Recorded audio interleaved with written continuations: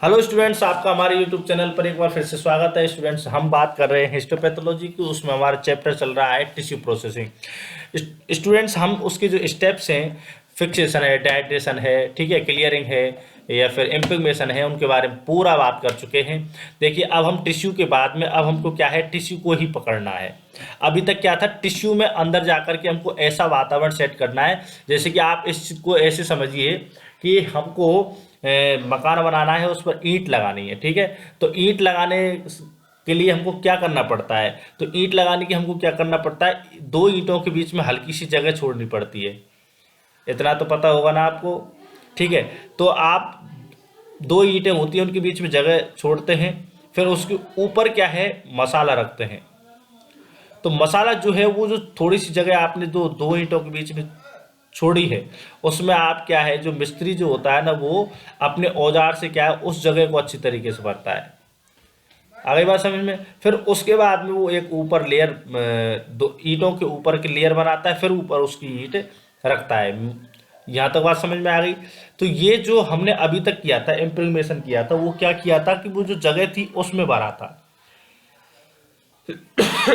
मसाला वही है, ईंटों के अंदर जो डाला है, तो ऐसे समझिए आप, टिश्यू के अंदर हमने वो मसाला डाला है।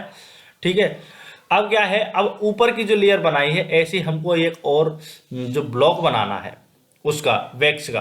तो उससे क्या होगा कि ये आसानी से क्या है, जो सेक्शंस हैं वो बनेंगे। तो इस जो प्रोसेस है, इसको हम कहते हैं एम्बेडिंग।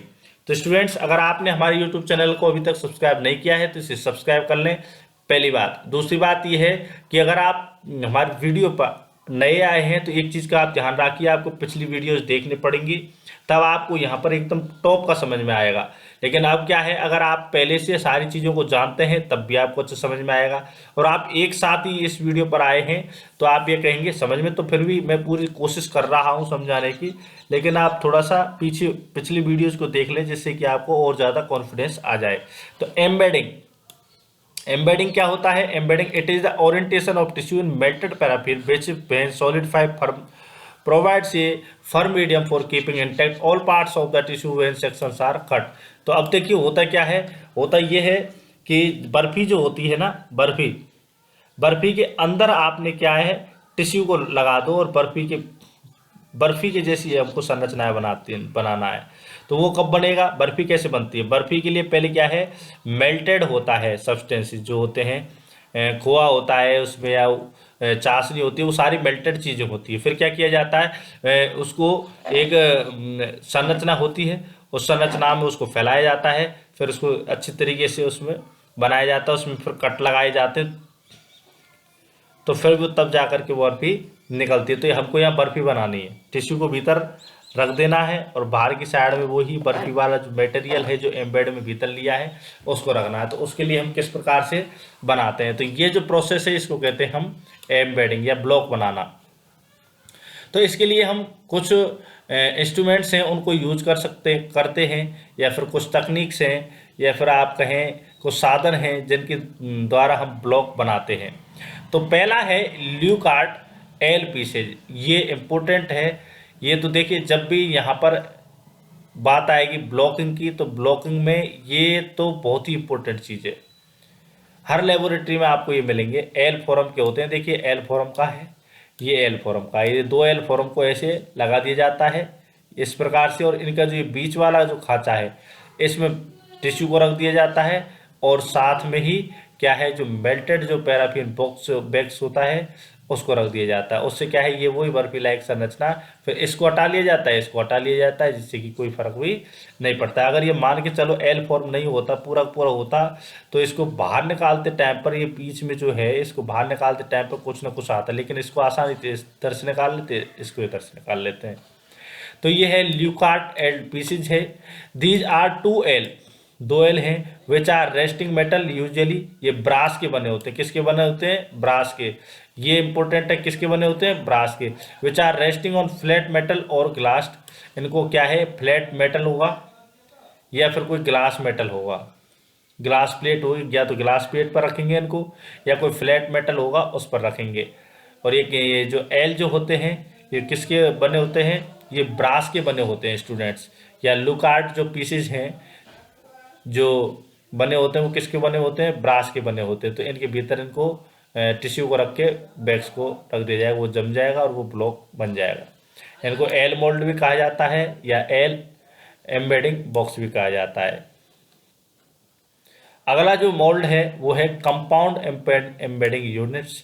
ये consist of square shaped brass और metal plate in series of interlocking plates. तो ये मैंने बताया था वो स्क्वायर वाला सिस्टम, लेकिन ये बेस्ट ये है, इसको मोस्टली इसी वजह से यूज किया जाता है कि ब्लॉक अंदर बन जाता है, इनको साइड साइड से हटा लिया जाता है जिससे कि ब्लॉक टूटता नहीं है।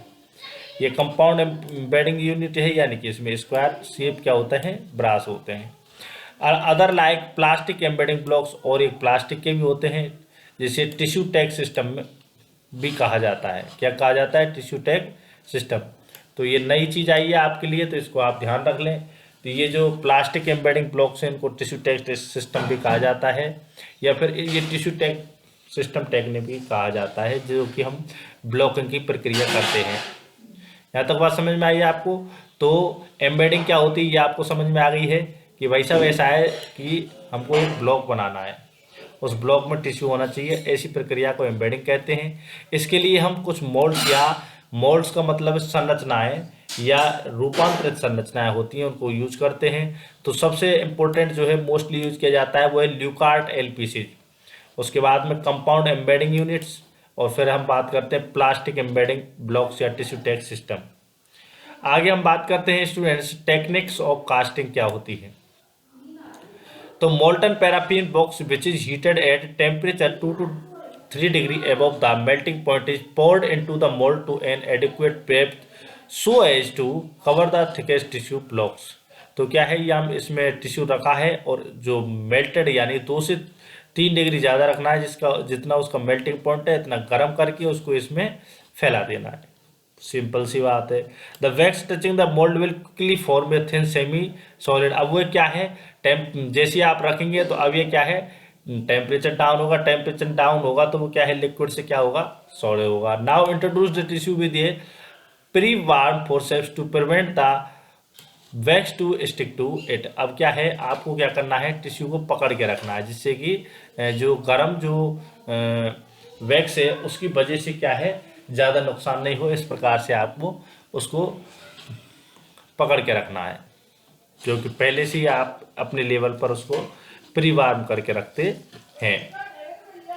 The tissue is press in this semi solid wax to orient it at the bottom of melt in a. अब पहले क्या कर डालेंगे हम, पहले डालेंगे हम मेल्टेड वैक्स, फिर उसके बाद में क्या डालेंगे, हम टिश्यू डालेंगे। यहाँ तक बात समझिए, पहले क्या डालेंगे, वैक्स डालेंगे, फिर उसके बाद में टिश्यू को सेट करेंगे उसमें, किसके द्वारा, फोर्सेप्स के द्वारा, जिसको हम स्टेलाइज कर लेते हैं।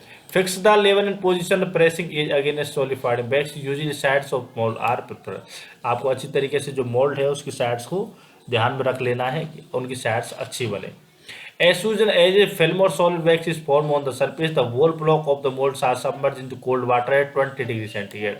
अब इनको क्या करना है, हमको हल्का सा जैसे ही इसका टेम्परेचर डाउन होता है सॉलिड सा बन जाता है, हमको क्या करना है, सॉलिड बनते ही आपको इसको 20 डिग्री सेंटीग्रेड में कोल्ड वाटर में उसको डाल देना है। उसकी बजाय भाई मेल्टिंग पॉइंट की बजाय तो ये कोल्ड वाटर ही होता है, 20 डिग्री सेंटीग्रेड ज़्यादा थोड़ी होता है। If this is not done there will be crystallisation of, अगर ऐसा अगर आप नहीं करते हैं तो वैक्स का क्रिस्टलाइजेशन हो जाएगा। Using ice water to do initial cooling will also cause the block to crack. अगर आप आइस को यूज करते हैं डायरेक्ट 20 डिग्री सेंटीग्रेड नहीं करते हैं, आइस को करते हैं, आइस वाटर को यूज करते हैं, तो उससे ब्लॉक्स जो हैं वो क्या हो जाएंगे, क्रैक हो जाएंगे। When block are set hard they are remove from the mould. जब ये सेट हो जाते हैं तो उनको मोल्ड से ब्लॉक्स को रिमूव कर लिया जाएगा। The tissue surface toward the mould base is from where the sections are to cut, the surface should be trimmed lightly with the scalpel as to expose the tissue। तो अच्छी तरीके से उनको स्केपल के द्वारा पकड़ के इनको एल फॉर्म के जो इनको साइड साइड से जो मैंने हटाने की बात कही थी ना आपको, उनको अच्छी तरीके से ऐसे हटा लेना है जिससे कि टिश्यू में कोई नुकसान ना हो। तो ये हमने बात की है आपसे किसके बारे में, एम्बेडिंग किस प्रकार से किया जाता है, उसकी प्रोसीजर क्या होता है, टाइप ऑफ मोल्ड जो होते हैं वो किस क्या क्या होते हैं। आगे हम बात करेंगे इसी के बारे में, एम्बेडिंग के बारे में। धन्यवाद।